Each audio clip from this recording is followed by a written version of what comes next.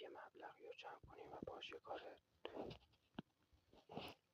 انسانی انجام بدیم اگر پایه باشیم و حالا بسته به شرایط یا شماره کارتی چیزی این پایین میذاریم اگه دوست داشتین. و این مبلغی که شما اگه بخوای واریز کنید تو جیب من اصلا نمیره.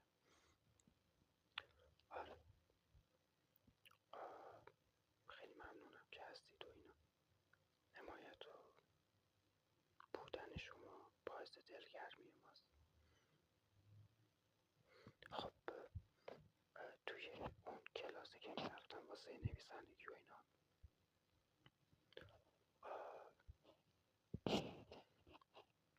یه سری متنا رو می نوشتیم و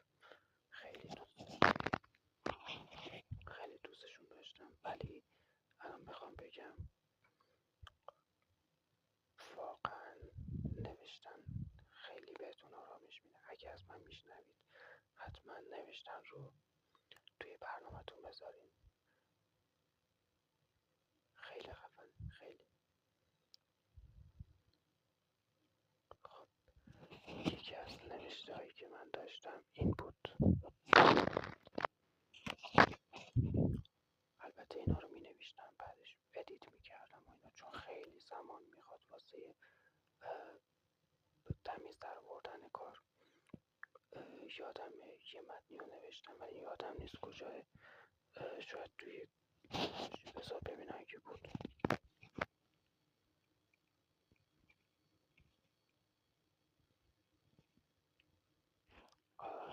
توی نوتای گوشه این یه جای دیگه شه. آره وگرنه براتون میخوندمش، اونو بعدن میخونم. خیلی قشنگ. یعنی اون چیزی که نوشته بودم بر بچه های کلاس دوست داشتن. خب عنوانش رو نوشتم برگ‌های پاییزی. ولی خب دیگه پاییز گذشته و حالا بخونم که شاید دوست داشتیم. تازه داشتم به شما و به این فضا عادت میکردم. چه زود رسید زمان رفتن، نیامده پیر شدم. سخت است نابود شدن دانه دانه دوستانت را ببینی. تو خود میدانی که شاید یکی از همین لحظه هایی که میگذرد نوبتت برسد. زیبا کرده این کوچه و خیابان را و یک تصویر وصف ناشدنی ساخته ایم. فراموش نمی کنم آخرین نفسهای دوستم را که با جسم بیجانش جانی دوباره به عکسهایتان داد و بخشید. شرم‌آور است این گونه رفتار، اوج بی‌معرفتی است. دوستانم به عکسهایتان زیبایی و جان تازه می‌دهند، اما شما آنها را زیر گام‌های خود خرد می‌کنید. با نوای نابود کننده خرد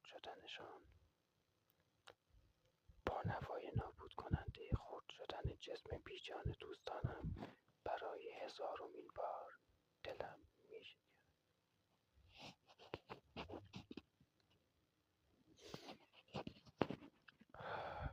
چاره‌ای نیست، فقط باید نظاره‌گر باشیم.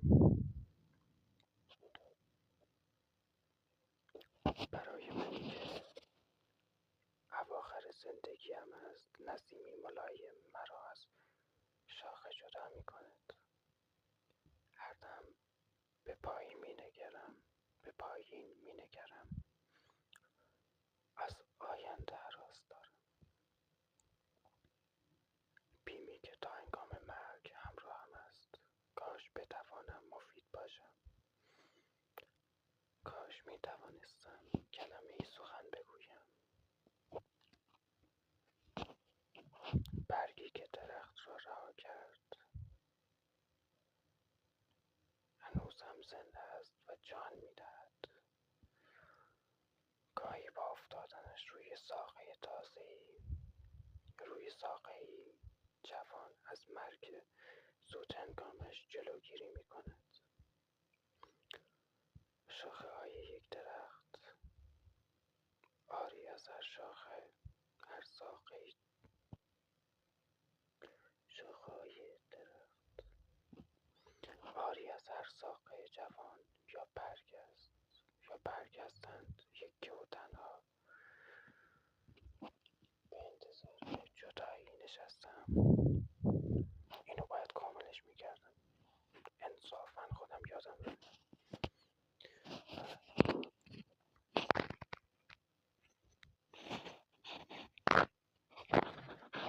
خب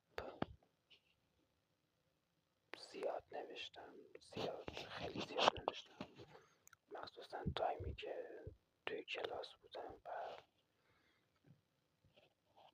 اینجور چیزا. ببین یه نکته هم بگم درباره نوشتن. عمدتا نوشتن هیچ گونه سختی درش وجود نداره. بذار خاموش بشه دیگه، نمیخوامش. عمدتا نوشتن فکر میکنی سخته و اینا، ولی نه، فقط کافیه به یه چیز فکر کنی و اون چیزایی که به ذهنت میرسه رو یه جور قشنگ بیاریشون کنار هم دیگه بچینی. مثلا همین برگ، همین پاییز، که مثلا من آوردم گفتم که میتونه یه برگ از یه دونه ساقه خیلی جوان و اینو محافظت کنه، و این نشأت گرفته از گذشته منه. توی دبستان که بودم یه درخت، نمیدونم اسمش، از این درخت های بزرگ توی حیاط بود، توی حیاط مدرسه. یه دونه خیارم اونجا کاشته بودن، یعنی تخمش افتاده بود، یا هر چیزی، خیار سبز البته، اونجا بود و این برگ ها افتاده بودن روی زمین. هوا هم سرد بود، تقریبا پاییز بود، باز نمیدونم ولی سرد بود به هر حال. آره دیگه پاییز میشه فکر کنم، یا حالا هرچی ولش کن، مهم نیست تایمش. خلاصه اینکه این برگا رو من میریختمشون روی این بوته که سرما نبردش، یعنی دچار یخ زدگی نشه، یخ نزنه اینا.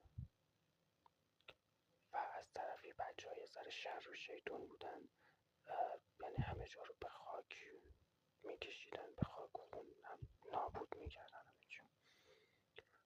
آره، و اینکه دو نکته دیگه هم بگم. وقتی که من میام توی مثلا نوشتهام از مثلا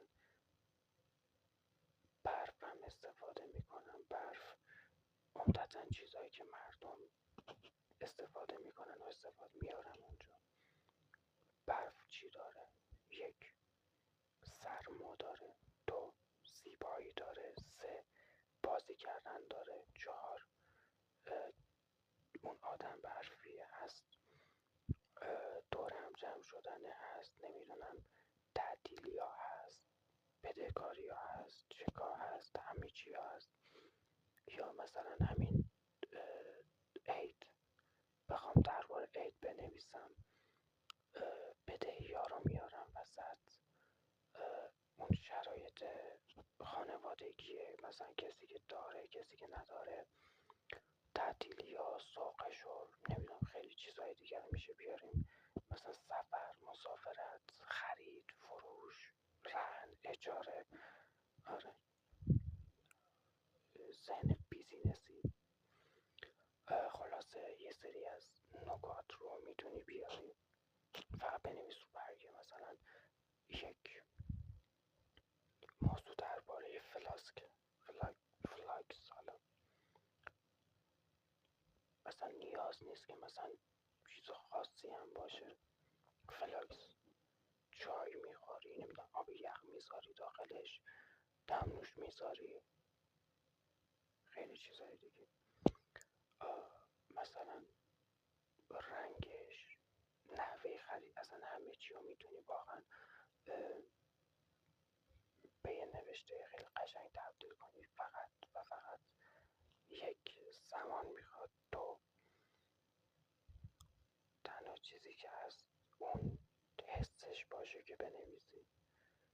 میگم من الان همینو که نوشتم باید یه ادیت روش برم.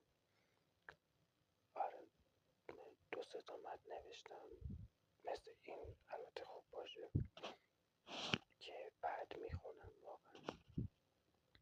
آره تایم ویدیو داره میره بالا و منم دارم فقط میگم این اون نکته هایی که درباره نوشتم بودن و 2 تاشو 3 تاشو نمو چند تاشو گفتم. و اما یه نکته خیلی خفن، نکته رو بمونه واسه یه ویدیو دیگه، سر تا درد آوردم.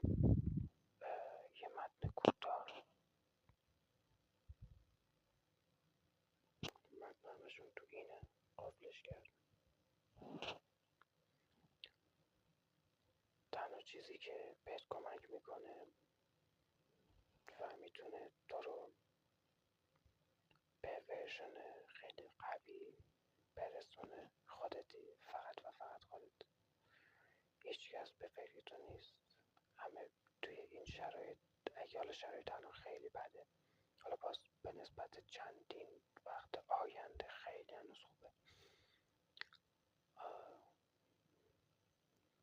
همه دنبال خودشونن و کارهای خودشون. موفق باشی، به فکر خودت باش، هوای خودتو داشته باش، شب خوبی داشته باش. به محتوای چالشم فکر کن و اگه دوست داشتی کانال رو سابسکرایب کن. شب بخیر.